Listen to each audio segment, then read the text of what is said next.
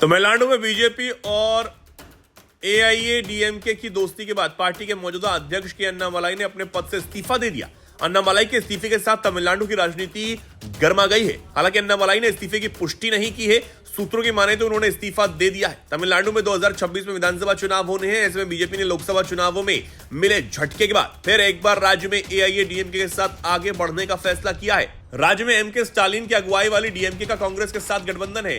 तमिलनाडु भाजपा अध्यक्ष के अन्नामलाई ने शुक्रवार को कहा कि पार्टी का नेता सर्वसम्मति से चुना जाएगा और स्पष्ट किया गया कि वो दावेदार नहीं है। इसके साथ उन्होंने खुद को अलग कर लिया।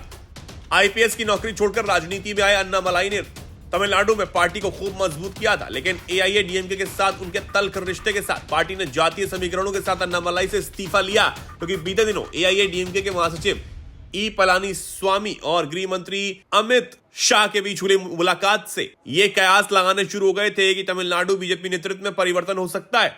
सूत्रों के माने तो इसके पीछे कारण बताया जा रहा है कि एआईएडीएमके के बीजेपी के शीर्ष नेतृत्व के सामने शर्त रखी है कि तमिलनाडु में अन्नामलाई की जगह किसी और नेता को अध्यक्ष बनाया जाए। जिसके बाद अन्नामलाई ने दिल्ली जाकर शीर्ष नेतृत्व से मुलाकात की थी। अन्नामलाई ने इस्तीफा देने के बाद कहा कि 9 अप्रैल को नए अध्यक्ष की घोषणा हो सकती है।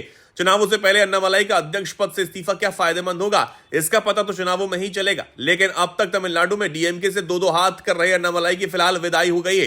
राज्य में डीएमके अभी काफी मजबूत स्थिति में है। अन्नामलाई को पीएम मोदी की पसंद माना जाता है। वो अमित शाह के भी विश्वास पात्र थे। अब देखना होगा कि वो किस भूमिका में दिखते हैं। नए अध्यक्ष पद की रेस में कौन कौन? अन्नामलाई के इस्तीफे के बाद बीजेपी के नए अध्यक्ष को लेकर चर्चा शुरू हो चुकी है। कई चेहरे अध्यक्ष पद की रेस में माने जा रहे हैं। इसमें पहला नाम केंद्रीय मंत्री एल मुरुगन, तेलंगाना की पूर्व राज्यपाल तमिलासाई सौंदरराजन और नैना नागेंद्रन का नाम शामिल है। सौंदरराजन लोकसभा चुनावों में हार गई थी। अन्नामलाई के इस्तीफे ने राज्य में राजनीतिक पारे को चढ़ा दिया है। 4 जून 1984 को जन्मे अन्नामलाई लखनऊ आईआईएम से पढ़े हैं। इसके बाद आईपीएस बने थे। अन्नामलाई को बीजेपी ने 8 जुलाई 2021 को अध्यक्ष बनाया था।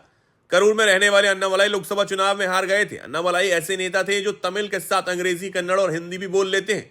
रिपोर्ट के अनुसार सूत्रों का कहना है कि तमिलनाडु में बीजेपी चीफ के पद पर अन्नामलाई की जगह विधायक नैनर नागेंद्रन को दी जा सकती है। हालांकि इसे लेकर भाजपा की ओर से आधिकारिक तौर पर कुछ नहीं कहा गया है। पहले एआईएडीएमके में रहे नागेंद्रन तिरुनेलवेली से आते हैं और वे प्रभावी तेवर समुदाय से। अखबार से बातचीत में एक भाजपा नेता ने कहा कि अन्नामलाई के संभावित पद छोड़ने के कदम को डिमोशन के तौर पर नहीं देखा जाना चाहिए। उन्होंने कहा कि भाजपा पश्चिम तमिलनाडु से आगे अपनी पकड़ चाहती है। ऐसे में नागेंद्रन जैसे तेवर नेता को लाना दक्षिण के जिलों में पार्टी की मदद कर सकता है। यहाँ भाजपा और एआईएडीएमके गठबंधन को डीएमके का सामना करने की जरूरत है।